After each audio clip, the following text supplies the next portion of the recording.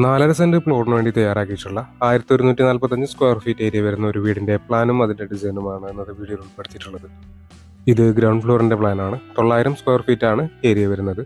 ഈ ഭാഗത്തായിട്ട് sit out കൊടുത്തിട്ടുണ്ട്. 300-120 സെന്റിമീറ്റർ എന്നാണ് സിറ്റ് ഔട്ടിന്റെ അളവ്. സിറ്റ് ഔട്ട് നിന്ന് ഈ ഒരു ലിവിംഗ് ഏരിയയിലേക്കാണ് കിടക്കുന്നത്.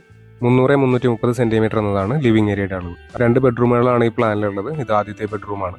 360-300 സെന്റിമീറ്റർ എന്നാണ് ഈ ബെഡ്റൂമിന്റെ അളവ്. ഈ ബെഡ്റൂമിന് ഒരു അറ്റാച്ച്ഡ് ബാത്റൂം വരുന്നുണ്ട്. ഈ ഭാഗത്തായിട്ടാണ് ഫസ്റ്റ് ഫ്ലോറിലേക്കുള്ള സ്റ്റെയർ വരുന്നത്. ഇവിടെ ഡൈനിങ് ഏരിയ വരുന്നു. 360-314 സെന്റിമീറ്റർ എന്നതാണ് ഡൈനിങ് ഏരിയയുടെ അളവ്. ഈ ഭാഗത്തായി ഒരു കോമൺ ടോയ്ലറ്റ് വരുന്നുണ്ട്. ഇതാണ് രണ്ടാമത്തെ ബെഡ്റൂം. 300-270 സെന്റിമീറ്റർ എന്നതാണ് ഈ ബെഡ്റൂമിന്റെ അളവ്.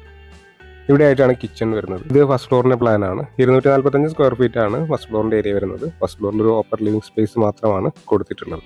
1100 സ്ക്വയർ ഫീറ്റ് ഏരിയ വരുന്നതുകൊണ്ട് തന്നെ 22 ലക്ഷം രൂപയ്ക്ക് മുകളിൽ ഈ ഒരു വീടിന്റെ ബജറ്റ് കണക്കാക്കേണ്ടതായിട്ട് വരും.